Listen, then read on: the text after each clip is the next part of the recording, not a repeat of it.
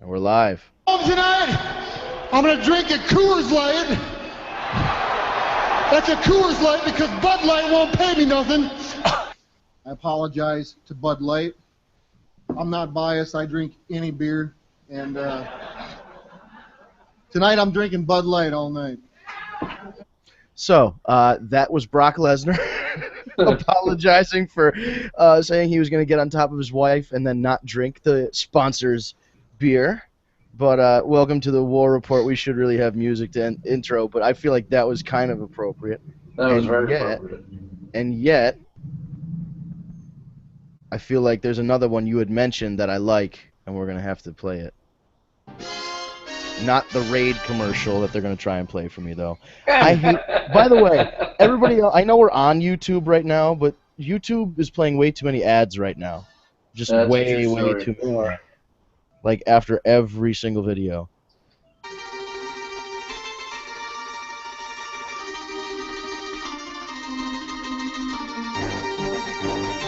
You couple of haters. Couple of haters. No, Devin. I got here because my mom and dad did it. How you doing? I like that he's doing he raps this song. Yeah. That's fantastic. So you this know, is the. I came to a revelation watching Enzo last night. Yeah. And what I love about Enzo, and what makes me laugh every fucking time he comes out, is that he reminds me a lot of the Ultimate Warrior. You loved his promos, but you had no fucking idea what he was talking about half the time. Okay. Like, most of the shit he says makes absolutely no sense, but it's hilarious. Hilarious. And then when he's screaming and yelling and getting, and then he goes, but, you know, we did it, how you doing? You know, and he's fucking gold. But I have a fucking issue. Uh-oh, here we go. Since we already started with Enzo and Cass, I'm going to get right into Enzo and Cass. Now, we all know I am very over, and have been very over with Enzo and Cass for a while. And I was very happy with Cass at the fact that he took the ball and he ran with it while Enzo was down and out. Absolutely. You know, he did his thing. His promos were better. They're still not great, let's be honest. But they're a lot better than they were. In the ring, he was fabulous, and he represented the team. Prior to Raw, I heard rumblings that Vince McMahon was very impressed with Cass. So impressed that he was considering splitting up Enzo and Cass and giving Cass a push as a singles, which in my eyes would make Enzo Marty Jannetty, and that's the end of Enzo. So that doesn't make me very happy. Now, we fast forward to Raw. Enzo and Cass had their match. We saw a different side of Cass, which they kept kind of hinting to, and even Enzo looking at him like, holy shit, you know, like, what's going on? I almost feel like that was kind of the start of them potentially breaking up Enzo and Cass. Like, Cass snapping, and, you know, Enzo's holding me down and off to the stars. And then I'm terrified of what's going to happen to Enzo. We're going to have another fucking, what's his face? From NXT, the blonde. Tyler Breeze. Thank you. There we go. I mean, what, they haven't done, what, he's fucking Fandango, really? I mean, come on. Febreze. Isn't that what they're calling the team? That's great. The promos are funny, but it sucks. Yeah, I think even if you were to take Big Cass, like, and make him a solo act, I feel like you have to have Enzo with him as the manager. He'd have to be his manager, yeah. They'd have to be together somehow. At least as a face. As a face. Definitely. But you know what we're dealing with. And you all know. Oh, I know exactly what we're dealing with. We're the original Village people here. Right. I mean, I'm hoping they keep them together. They got a good thing going right now. The momentum is behind them. Let it ride. Let it fucking go. You know what I mean? Give them a title. Yeah. Give them a tag title run before you fucking split them. Yeah. You know, At least give him a title What shot. they should have gotten in NXT. right, and they never did. So throw him a fucking bone. So I'm a little fired up. I agree. My with that. opinion is this: no tag team whatsoever should be split right now. That's just my opinion. Absolutely, I agree with that. Well, I mean, obviously now, for Fandango and Tyler Breeze, that doesn't count. Well, listen, they're a tag team. They're a tag team, but Established tag team. you know what I mean. What about the fucking hashtags? The social outcasts? Who The fuck. cares? Well, that I about don't. the social outcasts? I don't give a shit about that. But I'm But talking yeah, like nobody the cares. New Day, the Dudleys. Well, and Right. I mean, they could do a Bully Ray type character for Bubba. That's fine. They could they could do that. I still feel like the Dudleys should get just one run with the belts before they do that. By the way, Vince, I gotta tell you, Yeah. after Raw last night, I was thinking about you, and we were talking a couple weeks ago on the show, and you and I had a difference of opinion in terms of what was going to happen with AJ. Go on. And I fucking A, man. It's you know what I hate. You know what I hate about AJ being heel is that means he now has to be a bitch. And the thing is that AJ should not be running from John Cena. AJ Styles should be in his face, I'm going to fuck you up, AJ Styles. And he runs. I mean, now it's going to be Seth Rollins all over again, but with AJ.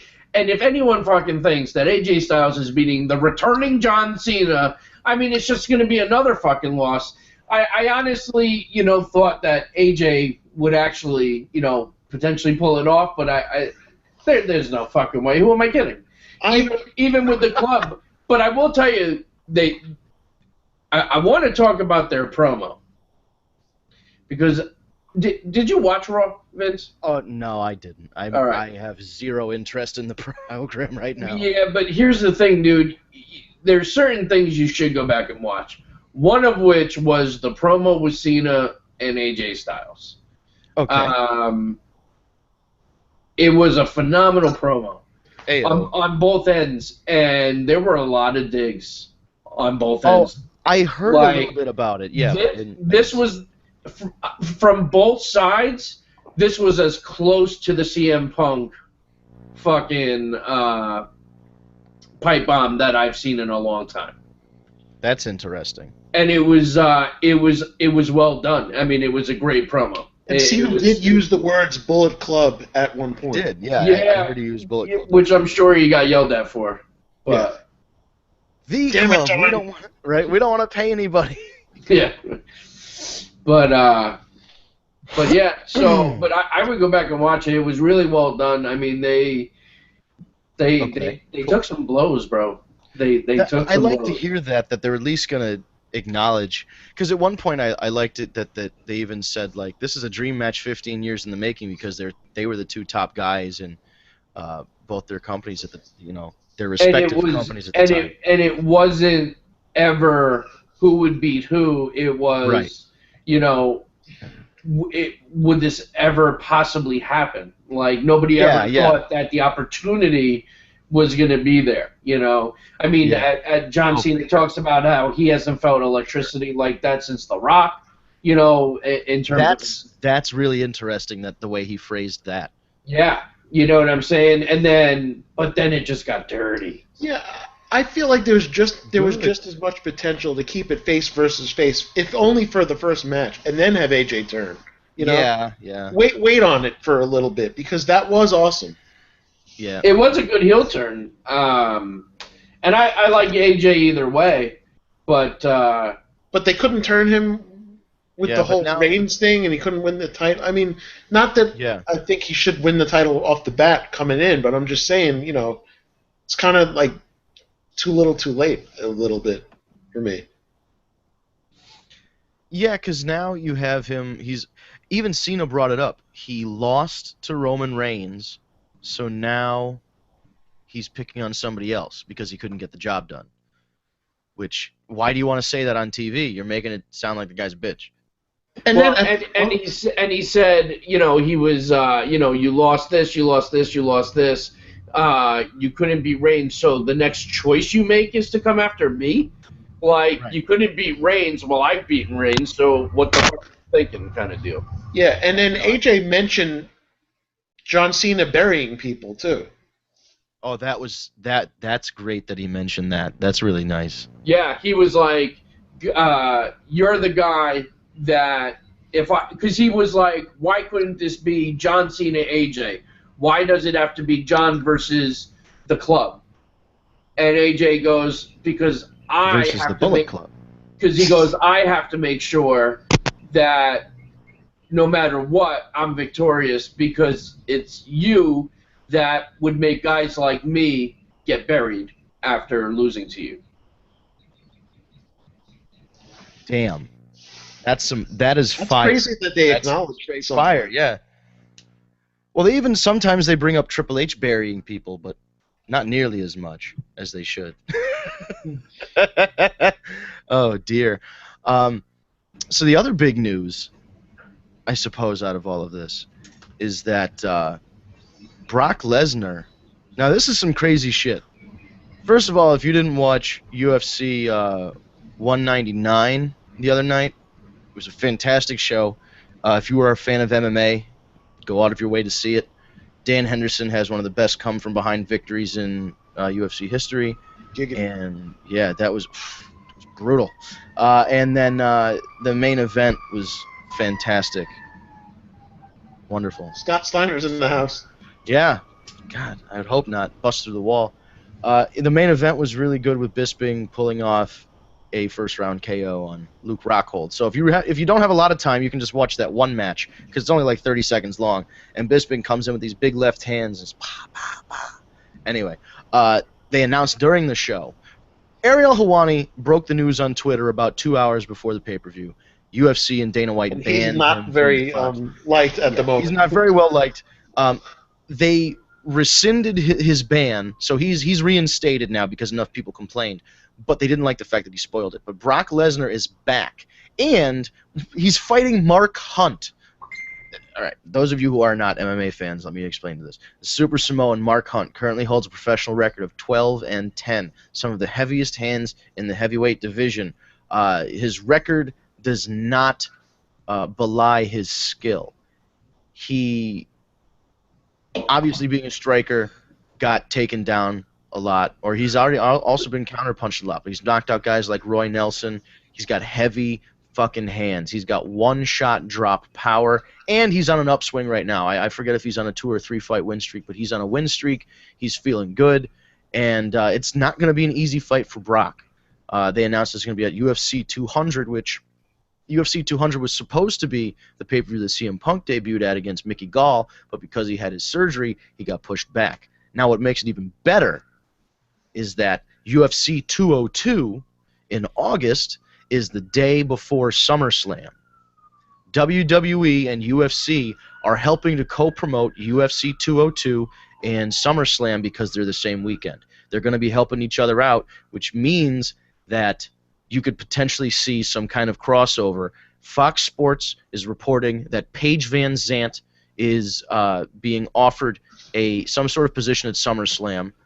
There's a rumor going around that they're using this Brock Lesnar deal to leverage one match out of Ronda Rousey for WrestleMania 33, which would be huge. And the whole kick in the ass is this is all happening around UFC 202, which is now rumored to be the card that includes CM Punk fighting Mickey Gall.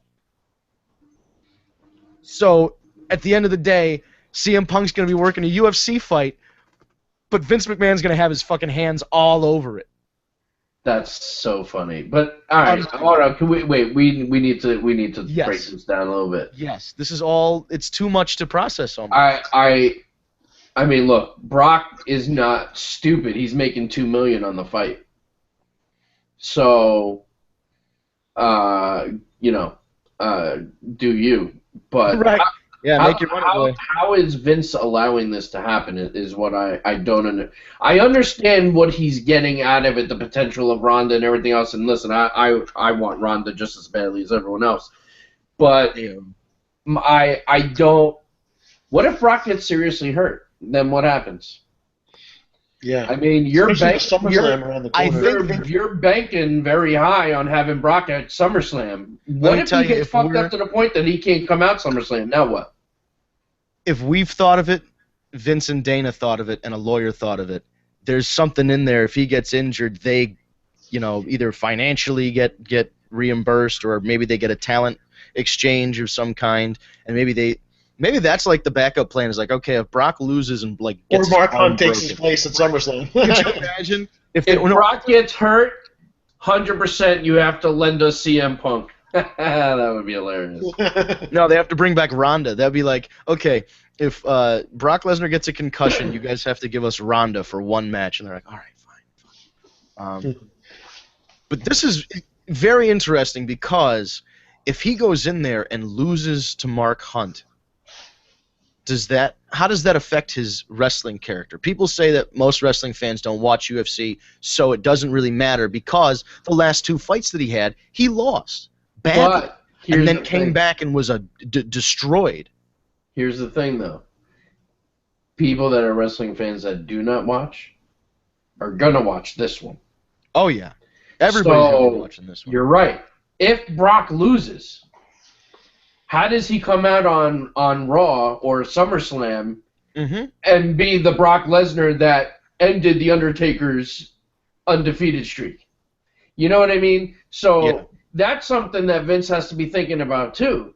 I mean, listen, this is going to sound really shitty, but we all know wrestling is what it is, and there's a story.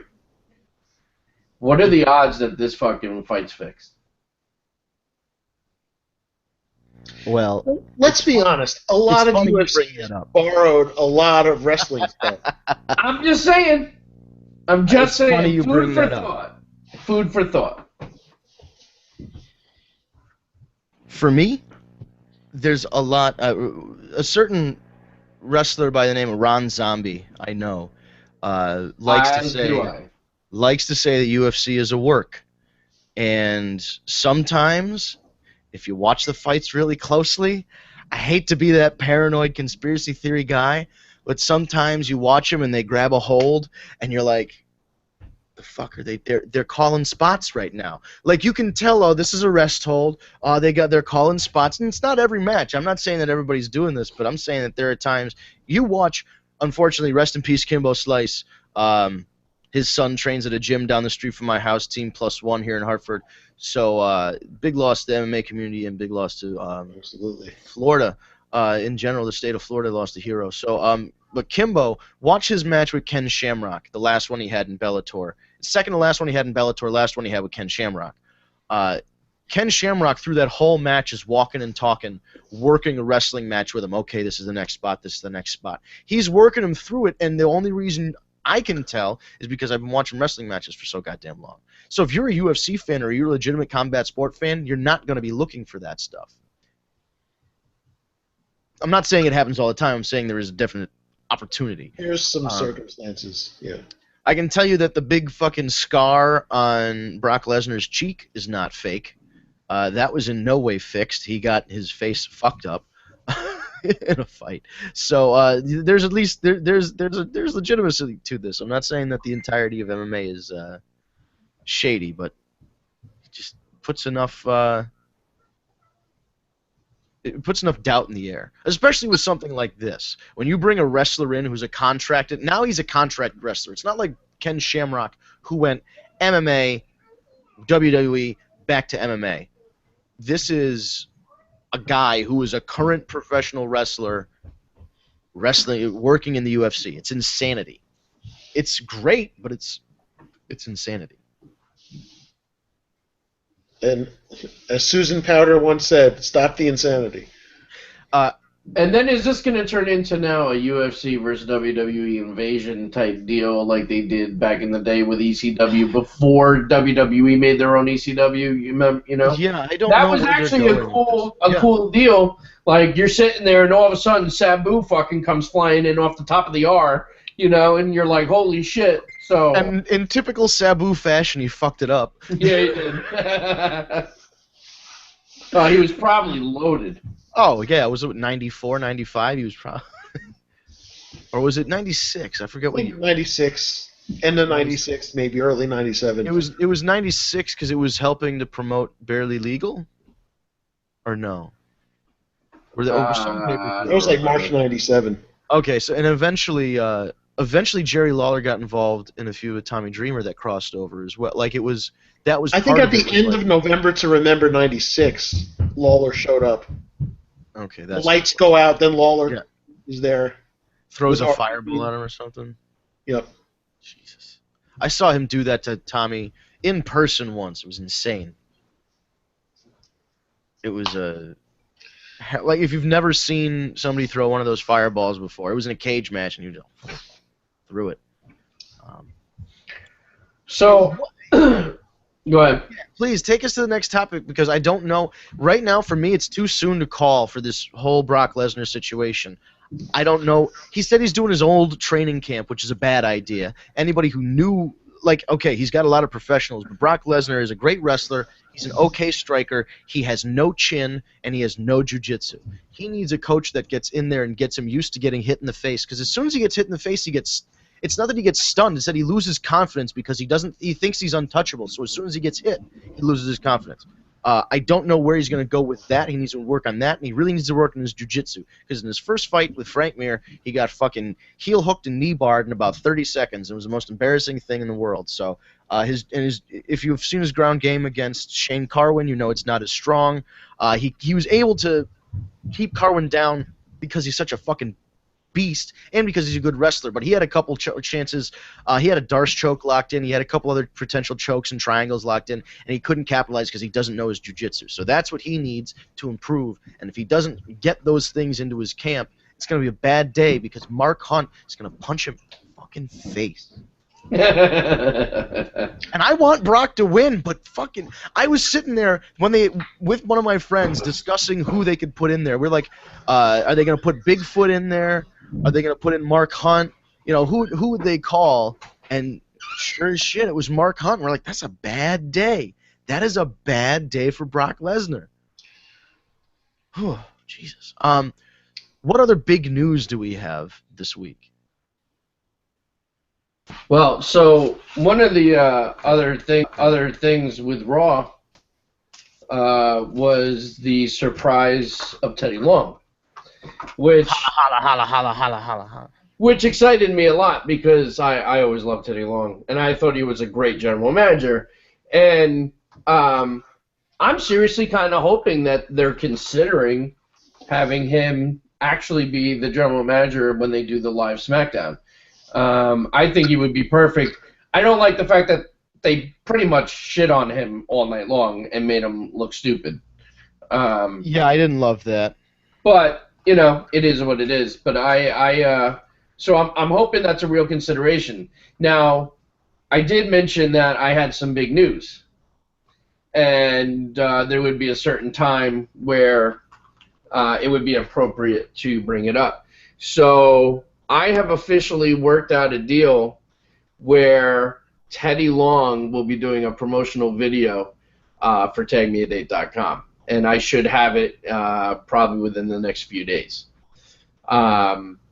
So that's pretty exciting, and we'll go from there. I did try and see if I could get him booked for the podcast as well, but apparently he has a contract signed where. Thought that was appropriate. That's very appropriate. So you won't do podcast, huh? Well, no, he has apparently. If I said to you the name Steve Gerwick, do you know who that is? Gerwick.net. He was like a wrestling reporter guy. All right, because I knew the name. He apparently has some contract with Teddy Long. Oh, okay. And he's not allowed to do any podcasts outside of him. All right, that makes sense. Yeah. Is in the video? Apparently, Teddy Long did say he really appreciated us thinking of him, and if he didn't have this contract, he definitely would have come on. Holla, holla, holla. Excellent. Did he tell you, like, I want the video to be, Steve, you are going one-on-one with The Undertaker. Well, here's the deal. Tonight I have to email this guy that I'm working with through to get to Teddy. I have to come up with an idea of exactly what I want him to cover. It's going to be a minute long. I got to go over what I want him to cover, but he's going to make it his own. And then, of course, he'll throw in his... Well, here's the thing. I don't want to overstep any boundaries here, but hear me out. Talk to me. This is a dating site. Teddy Long is famous for making tag team matches, so I feel like he needs to say something about making a tag team match by going to tagmeadate.com or something like that. I feel like he needs to find yourself a tag team, player. Eric, are you taking notes? Because this is good. This is because Eric writes all my English. Right, Eric takes the broad translator. ideas. Right, yeah, he translates them very well. Good. I'm glad I'm excited about that. That we didn't hear about this beforehand, so it's nice to be surprised sometimes. Well, Steve, tell Vince how you managed to figure this out. All right, so I'm doing my thing today, and I'm scrolling through Facebook, and there's this video of Teddy Long, and I saw that same video. I shared it on Facebook, and then it was dude. There was a guy added me on Facebook too. Like I think there was a guy, and then he invited me to like his page, and I think it's the same dude. I think so. So I heard the thing, and I was like, I got nothing to lose. I'll shoot a message and see if he's interested. If he's not interested, because some people with a dating site, they're just, So I said, if he's interested, he's interested. And These guys got back to me in 15 minutes. And we worked out a deal, and Teddy Long is all for it. And he's like, yeah, let's do it. Holla, holla, holla, holla, holla. Holla, holla, holla. Yo, did you see that they have a Shockmaster action figure coming out? Dude, hilarious. And it's upside down in the package. I said, packaged upside down and backwards. That was the greatest thing I've ever seen. I think that's Uncle Fred. You guys have to, if you haven't, and I'm sure you have, but anybody that's listening who hasn't seen the Legends of the Ring Roundtable or whatever they fucking call it, it used to be on the WWE On Demand 24/7. I wish they would bring those back, by the way. Those were the best. They had one where they talked about the debut of the Shockmaster, and then Dusty told the story about Cody watching it on TV. And Cody was watching and he fell. And all the kids were sitting around the TV watching. And when the mask fell off, Cody goes, I think that was Uncle Fred. Just the way to hear Dusty call that. And then from then on, when they debuted the Shockmaster Jr., because the surprise, the Shockmaster gimmick didn't get over, they debuted the Shockmaster Jr., which was still Uncle Fred, just in a new costume. And they would make the character Shockmaster Jr. refer to the original Shockmaster as his Uncle Fred. WCW was some cruel bastards at the time. But this is it's for $30, I guess it's not bad. It's a collectible. It's definitely a collectible. It looks just like the character does. It really does. With the Stormtrooper helmet and all. It's phenomenal. I love that they were able to work that out somehow. So. But anyway, we're back to Raw SmackDown, Teddy Long. Hey, hold on. Before I want to, real quick, sidebar. Yeah. I have an updated photo of Hector's boy. Oh. And I thought you guys would really appreciate this, so I'm going to show it to the world because, of course, this was sent to me Hector style. Let it, let it focus here. Yo, for real, put Love his kid next to The Rock. That's amazing. How great is that? He's the little great one, man. He's gonna get there one day. The baby looks just like Hector. It's kind of scary. Wonderful. By the way, one other thing I wanted to touch on.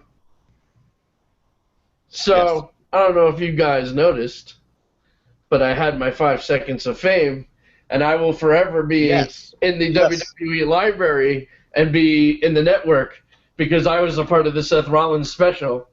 And I'm the only fucking guy who's got a business that he's trying to promote, and would get on the fucking network and not have my fucking company shirt on. No fucking business about it. I had no idea I was even being filmed. And the one time you're not wearing that goddamn... The one fucking time, bro. But you know what? I think about it this way. The way I'm able to sleep at night, because it really makes me sick, is that at least I look at it this way. I was wearing it. Yeah, she's disgusted now. I was wearing. I happened to be wearing a tap out shirt. Which, as we know, the WWE has a deal with tap out. So I'm thinking they may not have even used my footage if I had the shirt on. They may have been like, "Well, we're not going to give this." Yeah, they may have had advertising. They might not have even made it. Right. So I look at it that way. Like the WWF logo with the blurry shit all over it. Right. But at least I have a snapshot of it, and it's been all over social media. Tag me a date, made it to the fucking network with Seth Rollins. And listen, we were the ones that broke the story that he was even in Dallas. So, that's right. But yeah, it was very cool. I mean, I had no idea. And I didn't even watch it Monday after Raw because it comes on at 11. I had to go to work the next day because the Tuesday was the end of the month. So I'm in. Right. It's not my day off. And I woke up to like 25, 30 private messages. Bro, saw you on the fucking network on the Rollins. And I was like, wait, what? Yeah, it was pretty cool. That's why I took that snapshot and I sent it to you right away. Yeah. So it was 5 seconds, but it was a solid 5 seconds.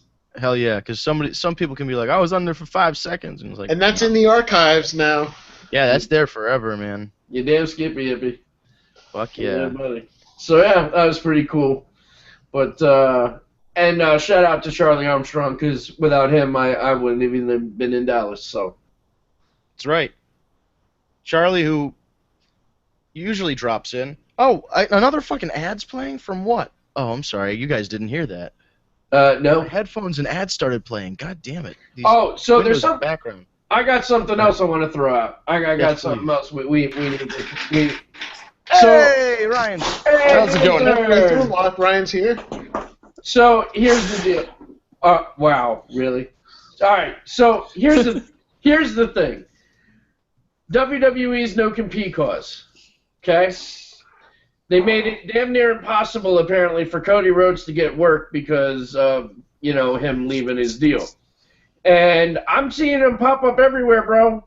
I mean, not even just Northeast Wrestling, and that I understood because I know the deal. Yeah. But he's now booked to face Pat Buck in PWF, and I don't know. I don't know what's going on there. So anyone? And he's booked for the Battle of Los Angeles. Right. So what's the deal? A lot of these dates are after his contract's up. Like, he asked for his release, and he's technically released, but they don't want him appearing until after August 9th or something. I believe that's correct. So he's off the books. Like, he's not working right now, and he's not going to work through June or July.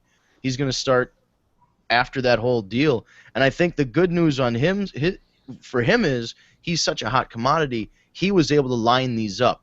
People were thinking and assuming that checklist that he had was a wish list, and it wasn't a wish list of things that he'd like. It was a list of things that he already had on the sly and couldn't release yet, which is amazing that he even had all this stuff. I don't want to put this out there and be that kind of guy that puts a wrestling rumor out there unsubstantiated, so I feel like I should preface this, but I feel like whoever his manager is or whoever's helping him through this, who may have a connection in Northeast Wrestling and who may be the person that had a relationship with Dusty Rhodes for a very long time, is a very bright person and a very good business person. So they're going to maximize Cody's potential, if that's what's happening. I don't know, listen, and if it is what's happening, I will gladly confirm it for you, and I'll give you a positive. But for now, please take it as a rumor. Listen, we all know at the end of the day, and we said this when we heard he was leaving in the first place, if there's one guy that's not going to have trouble in the Indies, it's Cody Rhodes. The kid can talk, he can wrestle, and his name is Rhodes. So those three things, he's a golden fucking ticket. He's a golden ticket like Matt Hardy was. Oh, yeah. You know, Matt Hardy makes more money on the indie scene now than he ever made in WWE. I'm convinced of that. By the way, when did Matt Hardy become Beetlejuice? Yeah, what the fuck is that? Did everybody see that promo video? Brother Nero. He looks like the fucking DeVille from the Dalmatian movies. He's gonna get them Dalmatians one these days. So I don't understand that. I don't really watch TNA anymore. So from what I can tell, the hair thing is that he hates his brother so much that the stress of it or the anxiety of it caused his hair to bleach. I did see a video where Maxwell got the 3 count though. Yeah, that was great. I mean, I gotta tell you, I think it's awesome, but I don't know. I think they're using the baby a little too much now, don't you think? I mean, it's a little overexposure, no? I thought it was odd that they were using the baby first. And again, I guess I need to preface everything I say tonight by Matt Hardy is a very good friend of mine. We follow each other on Twitter. It's kind of a thing. He knows my first name. That's really all I've ever wanted in life. When Matt Hardy knows your first name, you feel like you've made it. Hey, Vance. Everybody with the southern accent. Hey, Vance. I love it. I feel like they're using the baby too much, and I feel like it was questionable to use the baby in the first place, but they used the baby in certain spots, and then it was the baby coming to the ring with them, and then it was Tyrus carrying the baby to the ring, and now the baby is being not actually thrown, but a doll has been dressed up like their son and thrown at somebody. The baby is now a projectile. So I'm not sure where we're going with that. Maybe listen, I don't mean any disrespect either. At the end of the day, I mean, listen, I've worked.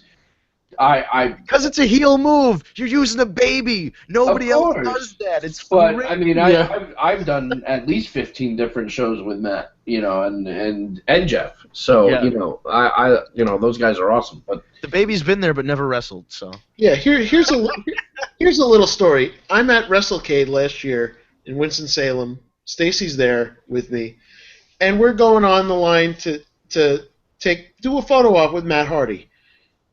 The guy that's there, like representing Hardy, was kind of being a dick. And when Matt saw Stacy, he recognized her and sent us right through and took care of it. So that's the kind of stand-up guy that Matt Hardy is. Well, and then the guy, I guess, went to Stacy and was like, well, where's the money? And Matt was like, no. These guys are our friends. They don't pay. Yeah. Wow. I'm not saying anything against Matt or Jeff when I said about that TNA promo video. It just was really badly cut. Do you want my opinion on what happened?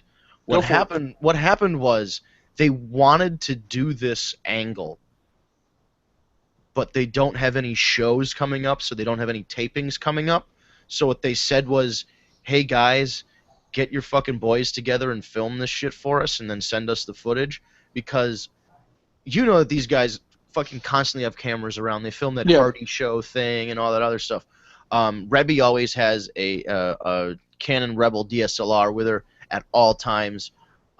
So they're constantly surrounded by high-quality video production technology. And Dixie and them knew that, so they're like, guys, put this thing together and send it to me. But they put it together on a shoestring. They didn't have any props. They weren't going to go out to Home Depot and buy a $20 table and put somebody through it, so they found one in fucking Matt's garage that was old that they wanted to get rid of, and they smashed it. Like, that was a dining room table. It wasn't a fucking wrestling table. I think it was they probably didn't have anybody writing it for them. They probably wrote it themselves, shot it themselves, and who knows if they even edited it themselves, but, it was probably because they just don't have any shows coming up to tape this thing to keep the program moving on television. So yeah, true.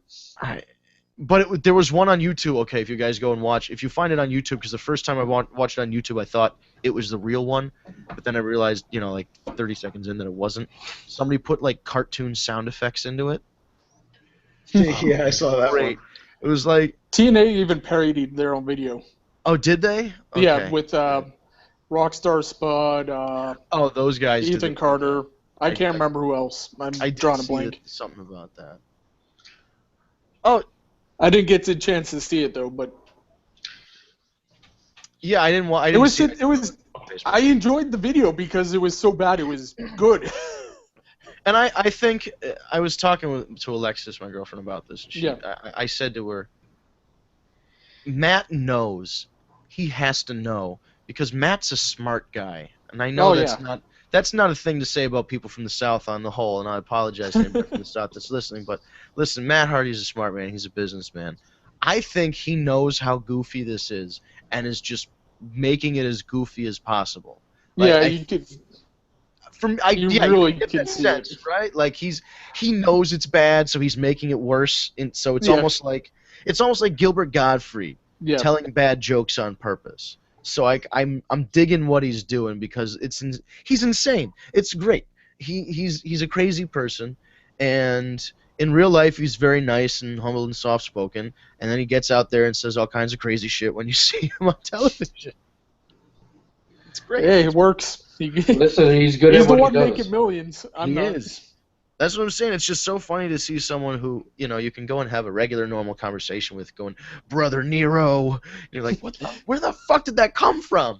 You have a child. What are you doing? Like, he's just. They're going to have a sit-down conversation before his son gets into watching wrestling. Right? Oh, do we need to... Oh, you don't have it with you, Ryan, because you're not home. What? You do? Oh. You have it with you. I have it with me. So let's... All right. I need to be present for this. It's been sitting It's been right sitting, next to me. I didn't know you had it, so I didn't want to prematurely pop off this announcement. Oh, yeah. Okay. This is huge. Huge. Huge. Throughout the year, we're going WrestleMania to WrestleMania with our Pick'em contest. Every month we have an Excel spreadsheet. We put them in.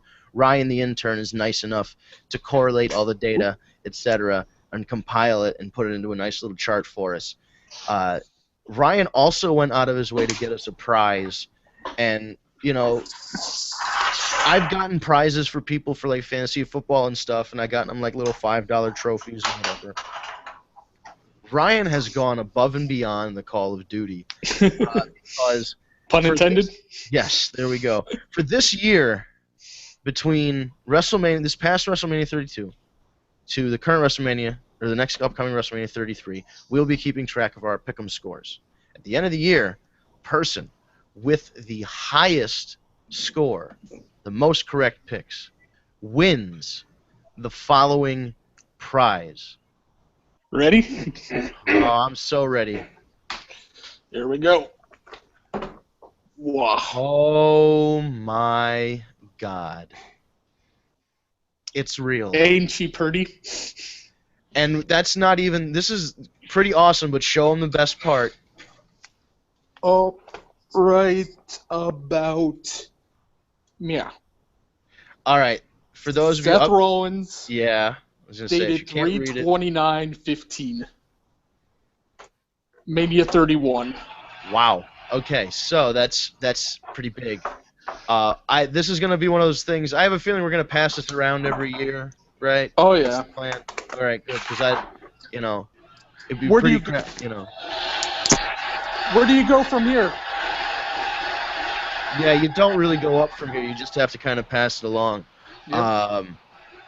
We've figured out, though, aside from this, we're also going to have a, not a consolation prize, but we're going to have a last place prize as well.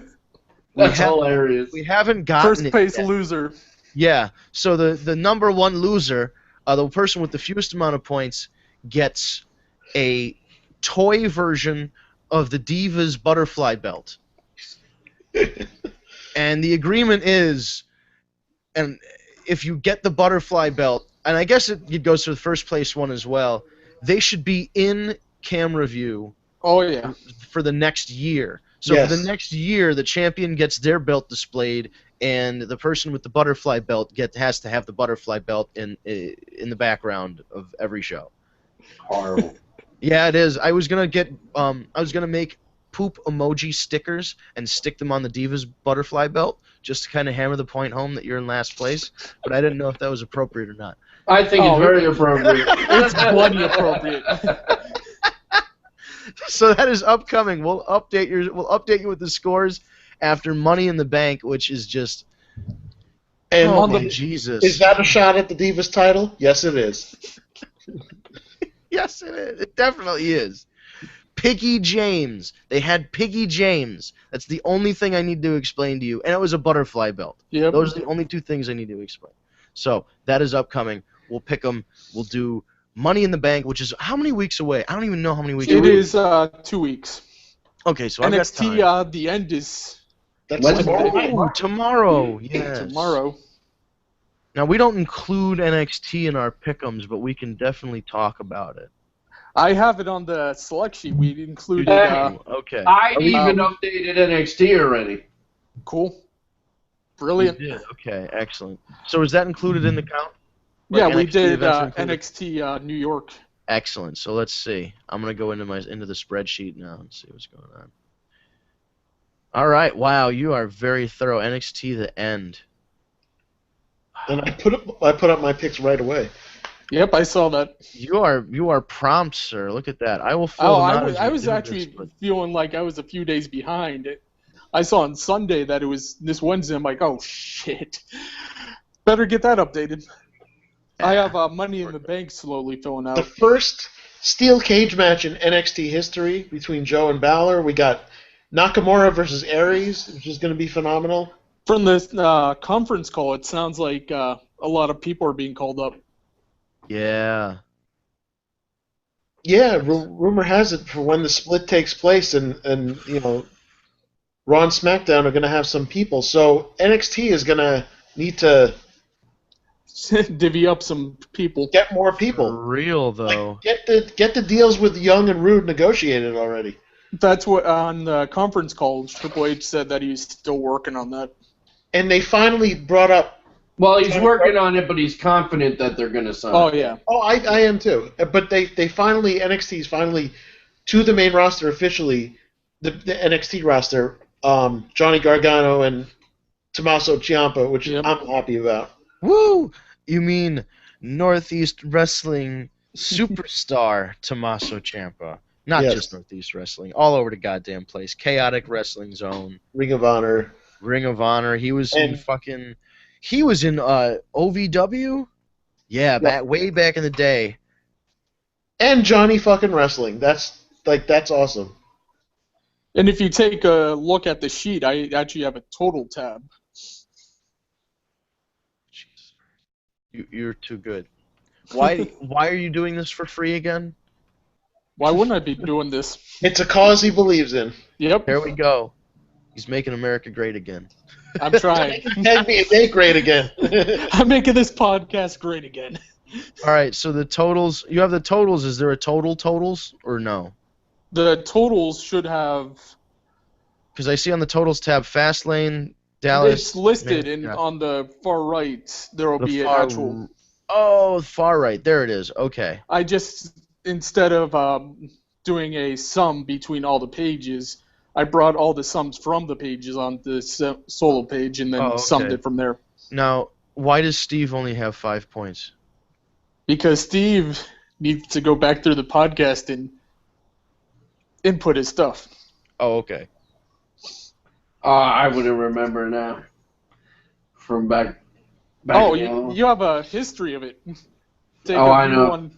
I'd have to have the time to go back and listen to one of these fucking things. I didn't fill out WrestleMania. I'm a dick. Maybe we should be starting from scratch. I did horrible at WrestleMania. If we might just do that. Well, where's the last time that everybody filled it out? I did last one. Payback? Yeah, Payback. And Extreme Rules. And Wait, I don't see Steve on Payback. Oh, it's Extreme Rules, my bad. Okay, Extreme Rules. I got the pay-per-views. I was hoping that Steve had more. Anyway, so Extreme Rules is the first one, I guess, where everybody. We could go to Extreme Rules to WrestleMania. Extreme Rules to WrestleMania. Whatever, we'll figure it out. Or we can do Extreme Rules to Extreme Rules. That too. Yeah, whichever. It doesn't really. We'll We'll figure it out, and then when we get the Divas Championship, We'll have to decide give it a then. we have to give it a different name, though. We can't call it the Divas Championship. That's wrong even for that. It doesn't deserve it. The girls' belt. The girls' belt. First place loser.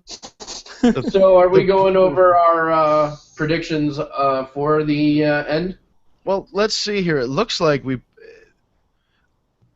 There's only 5 matches listed. I think everybody's going to have the same picks. Yeah, actually, no. Steve has the one dissenting pick. Let me just go over the ones everybody agreed with so far. I did that purposely, but go ahead. Okay, so Andrade Almas against Ty Dillinger. Eric and I are the only two that have filled it out, but we both picked the new guy, Andrade. Wait, was that maybe that was added after I? Yeah, it's probably added after. Yeah, you that saw was. it. You That was can go ahead and delayed add that now. But I mean, he's debuting. If he loses, it's weird. Yeah. American Alpha against the Revival NXT Tag Titles. We all picked American Alpha. Asuka versus Nia Jax. We all picked Asuka. Please, God, please. I somewhat could see Jax winning if they're calling up Asuka. If they're calling her up. Don't be really fucked up is if Nia Jax won and then presented it to Eva Marie.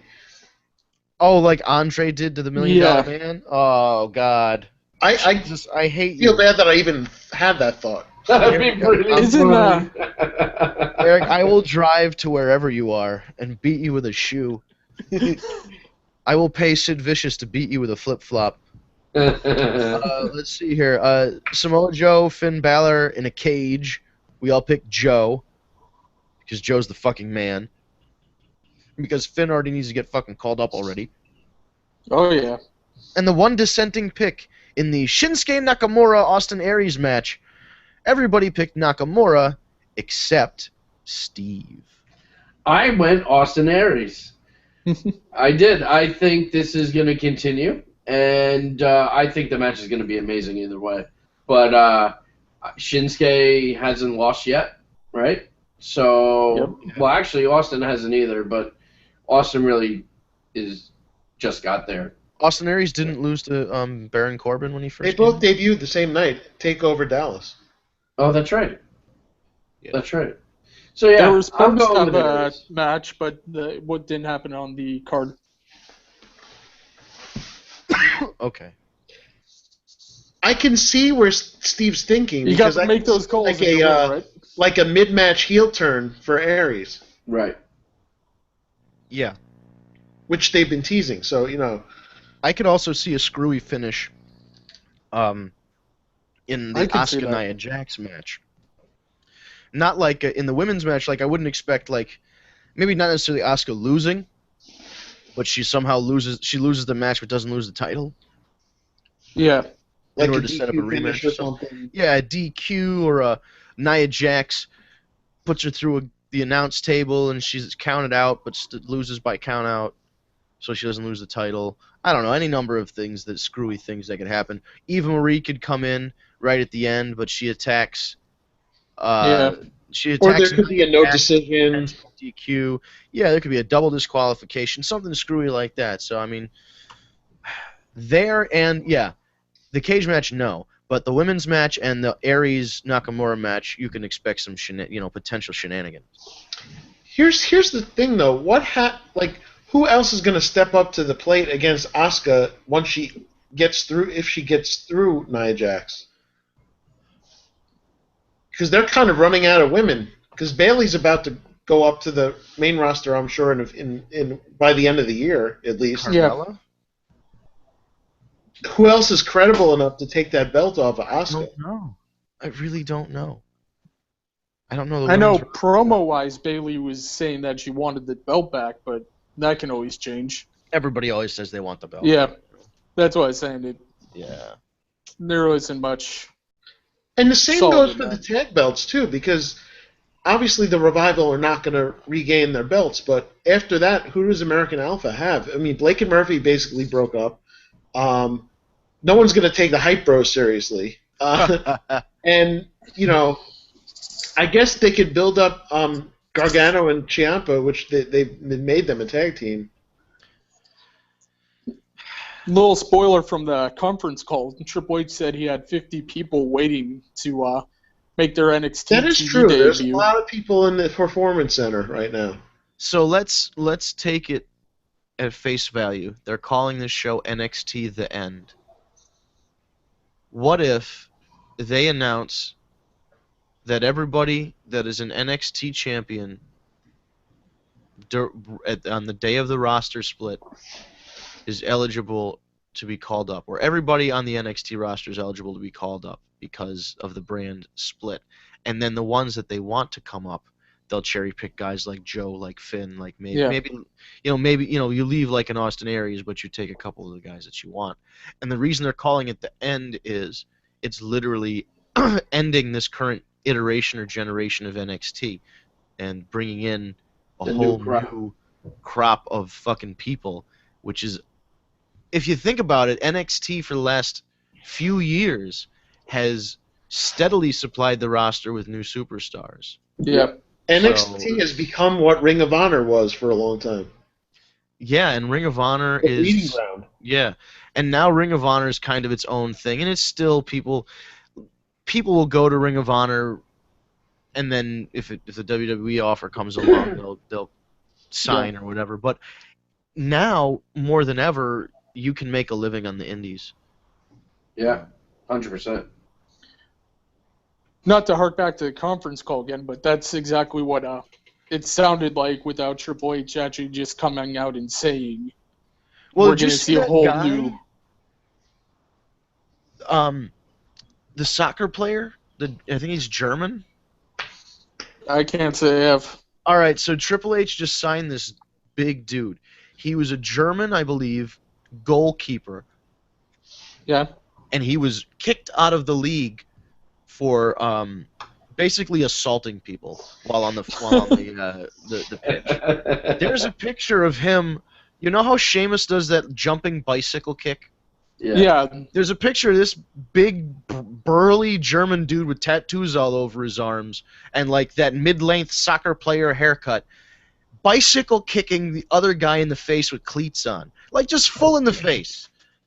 So he's gonna get right in.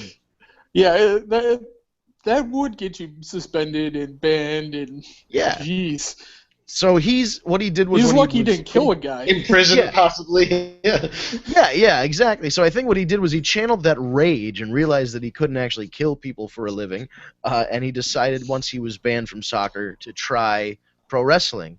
Might be more. So the Brock Lesnar route? Yeah, only with football. He's wiry. Reminds me of the Replacements. Yeah, that guy's huge. This guy's huge. If you look him up, he's standing and look. Triple H is no slouch. So that's the comparison. I'm just saying the whole realizing you can't just go and kill people. Yeah, that's Brock seems like someone, if it was legal, he would be going out and killing people. Yeah, but didn't the Great Khali accidentally kill someone while wrestling? Yeah. Benoit paralyzed someone. Broke Sabu's neck. Then they called him before killing some people. Oh, yeah. God. It's still a touchy subject, huh? I just went dark. No, but I mean, it happened in what, 2008 now? Yeah. 2007. Was it 2007? Wow. So it's almost a decade. I still remember like it was yesterday. Yeah, dude. I absolutely remember do. Steve called me and said, Eric, go to WWE.com right now. I just couldn't believe what I was reading. And that was before we knew that what he actually did. Yeah. Oh, absolutely. And they did that whole tribute on Raw the night after, and they probably felt like such shit after they found out what exactly happened. I would love to see Vince McMahon's reaction. Oh, yeah, to be a fly on the wall that evening, because I was watching, literally I was like watching, what was it, Sci-Fi? It was an ECW broadcast that they canceled, and they showed like his best matches and whatever. So I'm flipping between that. No, it was on ECW. Vince McMahon came out and said, "We will never say Chris Benoit." Okay. So the night because there was literally the Chris Benoit tribute, then ECW, they found out. And that almost crippled the fucking wrestling business, man. Oh yeah, well, like I said, I remember watching. I guess it was Monday Night Raw that they did all the best matches, and flipping between that and Fox News, and every couple minutes it just got worse. They're like, oh, it was murder, suicide. Looks like Chris did it. Yeah, he definitely did it. Fuck, like that was just That's the timeline. It was terrible. The worst part is, and I hate to be that guy, but when I heard they were all dead, I was like, that goddamn Kevin Sullivan. I thought that too, and I feel so terrible for thinking that. I feel bad. I'm sorry, Kevin Sullivan, but that was my first thought. I was like, that fucking Taskmaster finally snapped. He doesn't have it in it now, I don't think. He seems like a nice fella. Yeah. God, but. No, Zoe's met him in Dallas, or some other place. He was nice. That's good. But Yeah. Was the 9-year anniversary of the Chris Benoit thing recently? I feel like I saw. It's either recently or it's about to take place. Yeah. Okay. It was at what pay-per-view was it? It was supposed to be the finals of the ECW title tournament. Yep, it was supposed him to be and Benoit versus Punk. CM Punk. Right. And then Morrison came in and ended up winning the title. Yeah, and that was supposed to be the night that Chris Benoit was going to put over CM Punk clean as a whistle and start his push, and that didn't happen, so they had to reroute him. Still weird to think that those guys got Chris Benoit chants during their match. Yeah. That night. I remember watching going, what the hell happened? Why isn't Benoit there? Right. I was watching that. All the text messages that Chavo got that night and the whole thing. Oh, God. I miss watching pay-per-views at B-dubs. That was always fun. Yeah. To turn it into a better. It was WWE Vengeance Night of Champions. So that was when, I think, or was it just Vengeance? Whatever it was. It was Vengeance. June 19th of 07. God. June 19th.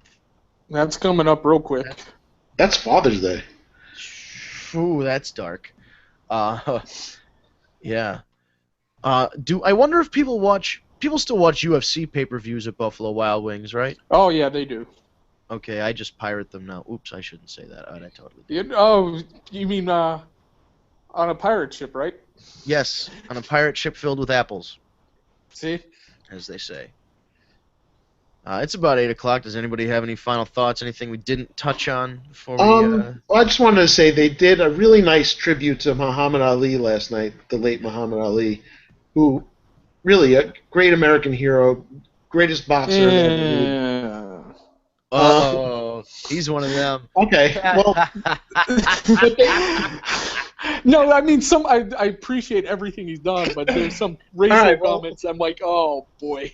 Let me finish, but the contributions that he made to wrestling too, like the matches he had with Antonio Inoki, with Gorilla Monsoon, his presence at the first WrestleMania, exactly. The fact that he basically took his whole rep from Gorgeous George, you know. And then everybody stole from Muhammad Ali afterward, and still do. Yeah, it was a real classy tribute, and I'm glad they. It was really nice. And I'm glad they acknowledged his contribution, because Muhammad Ali was. Mania 1 might have not been Mania 1 without him. He was a name. He was a big part of it. He did a lot of stuff in his career and his life. I mean, being as afflicted as he was and lighting the Olympic torch in '96, that was that was cool.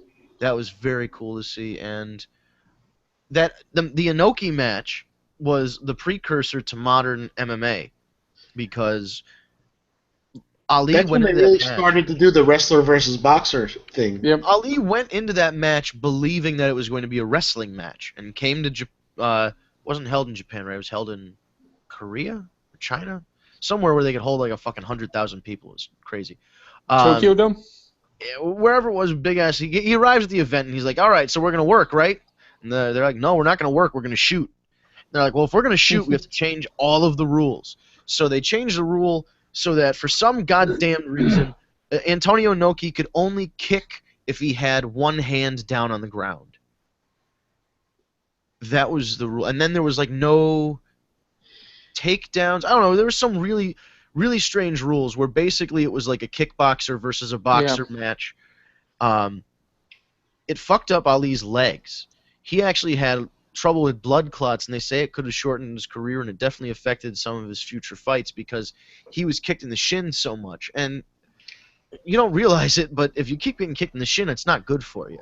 So Inoki was doing these diving, like running baseball slide kind of kicks to keep one hand on the ground. And it was they consider it the precursor to modern MMA and what the UFC eventually tried to do by blending the style, all these different styles of boxing and wrestling and grappling. So Muhammad Ali was a big part of entertainment, a big part of pro wrestling. Any other thought? Well, we mentioned Kimbo Slice before, but that's still was it 41 years old? That's not right. Yeah, that's not right. Yeah, that was unexpected. Yeah, that was amazing how quick that broke though.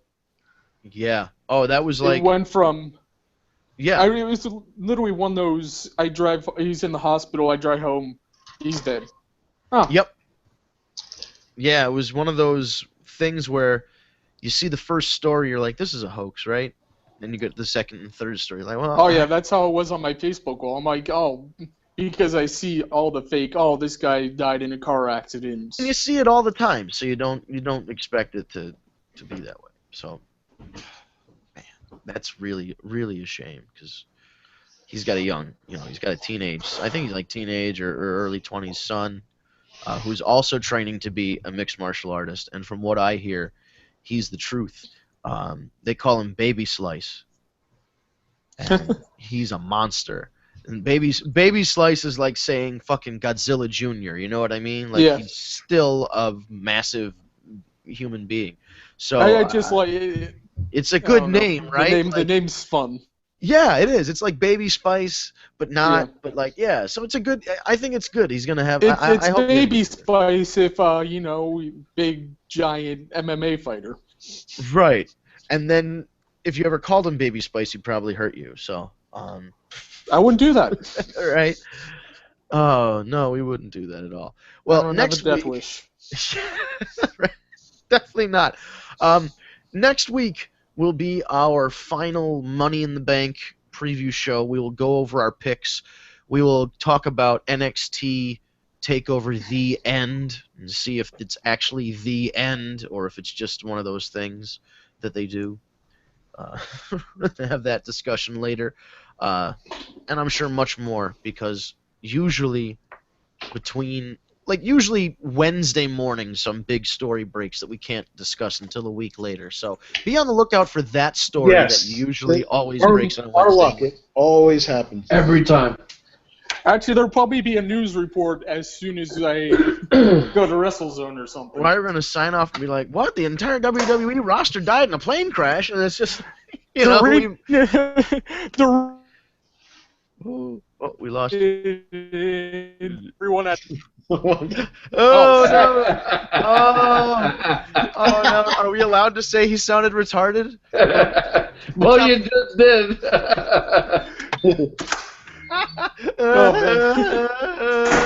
I found the Wi-Fi range. It was fantastic. I found the Wi-Fi range by then. Oh man, that makes perfect sense. All right, well, I guess we'll close things out by saying tagmeadate.com is the first and only dating site for wrestling fans. If you like wrestling, if you like dating. I emphasize only. Right. Yeah, it really it is. This is no joke. Google it. It doesn't exist. We're the only one. So assimilate. Like Tigger. Right? We are Tiggers. These guys are my Tiggers.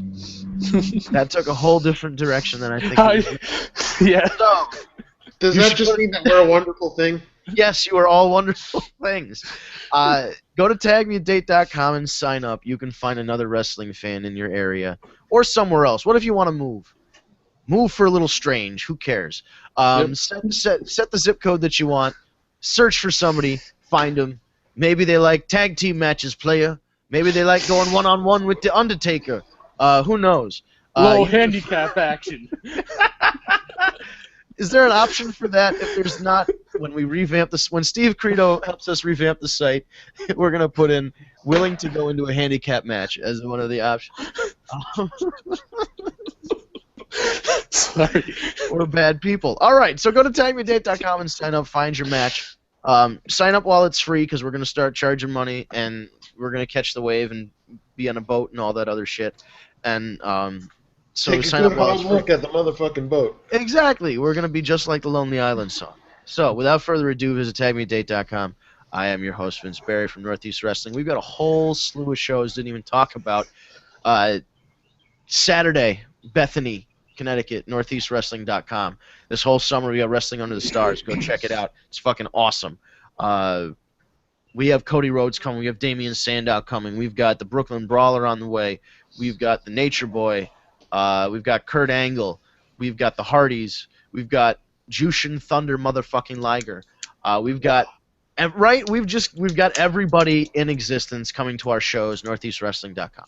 Fuck yeah. Sign up at tagmeatdate.com. First 30 days are free.